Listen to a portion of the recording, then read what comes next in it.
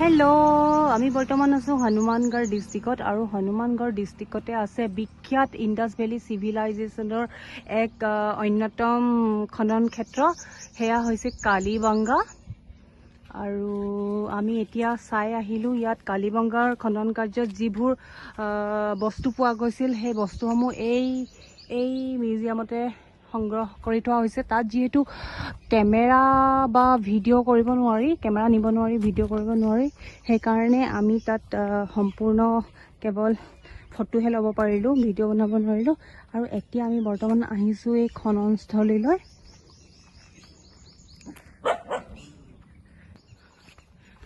বৰ্তমান গৈ আছোঁ কালিবঙ্গাৰ খনন কাৰ্যলৈ আৰু ইন্দাস ভেলী সিভিলাইজেশনৰ এইটো অন্যতম এক খনন স্থান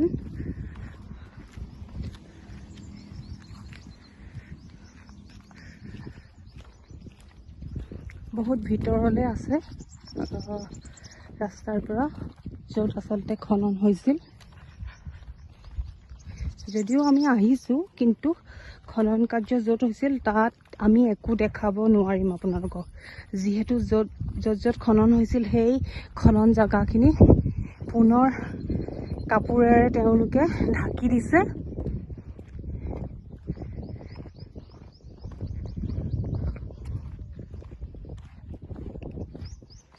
কালিবঙ্গা মানে হৈছে ইয়াৰ যি স্থানীয় ভাষাত কলা খাৰু এই অঞ্চলৰ হয়তো মাটি কলা মাটিৰ কাৰণে বিখ্যাত আছিল সেইকাৰণে এই জেগাখিনিক কালিবঙ্গা বুলি কোৱা হৈছিল সেই সময়ত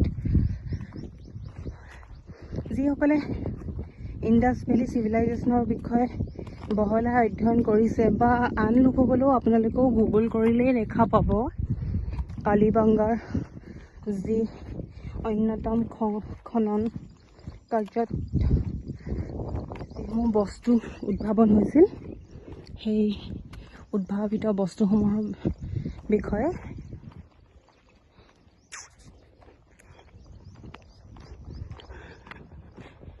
আমি এটা টিলা দেখি পাইছোঁ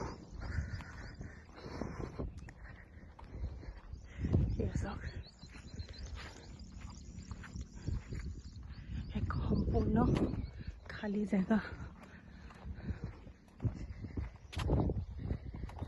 ভাৰতীয় পুৰাতত্ব বিভাগে এই স্থানত খনন কৰিছিল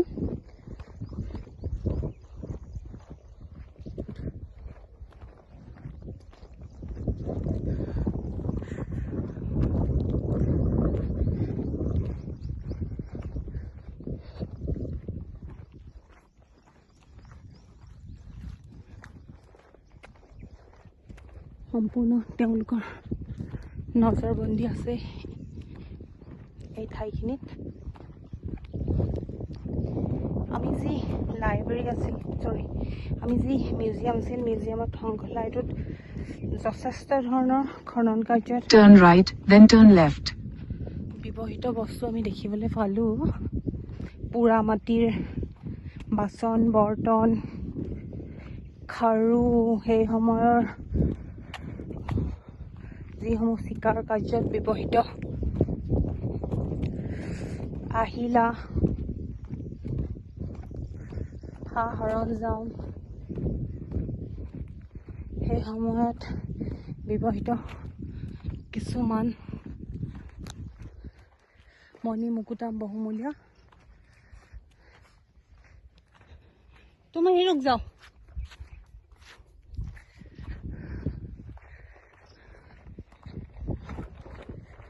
সম্পূৰ্ণ খালী জেগা বহু ভিতৰলৈ আহিব লগা হৈছে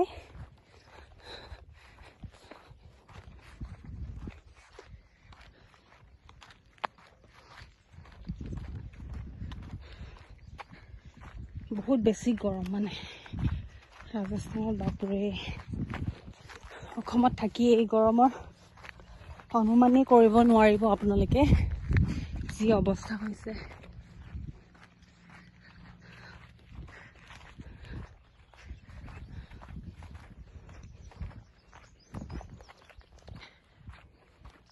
এইবোৰ কিবা বগৰী গছৰ নিচিনা গছ ইয়াত আছে।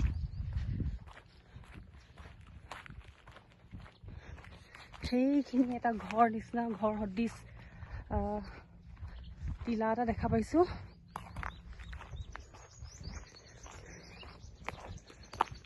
সেইবোৰতে খনন হৈছিল।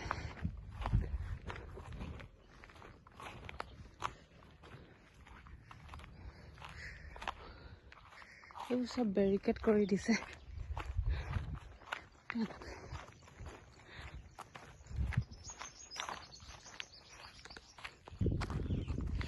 মোৰ আচলতে মনটো বেয়া লাগিছিলে, কাৰণ আপোনালোকক একো দেখুৱাব পৰা নাছিলোঁ।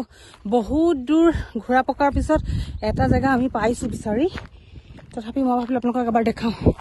এইটোৱে হ'ব লাগিব সেই স্থানটো, কিয়নো ইয়াত যথেষ্ট এইবোৰ পোৰা মাটিৰ টুকুৰা পৰি আছে। এইবোৰ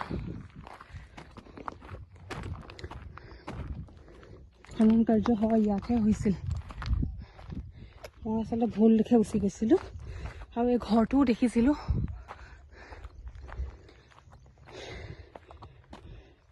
ঘৰটোৰ ফালৰ পৰা ঘূৰি আহোঁতে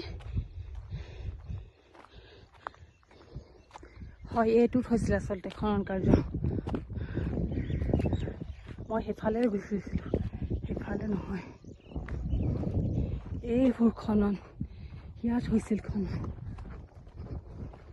ইয়াৰ চব ফালে চীনা মাটিৰ টুকুৰা পৰি আছে।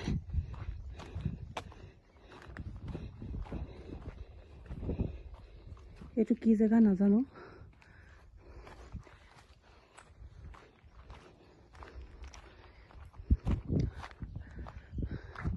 সেইবোৰ কিছুমান পোষ্ট দেখিবলৈ পাইছোঁ আমি।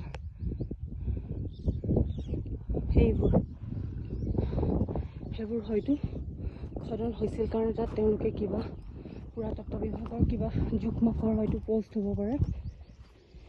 গোটেই চাৰাউণ্ডিংটো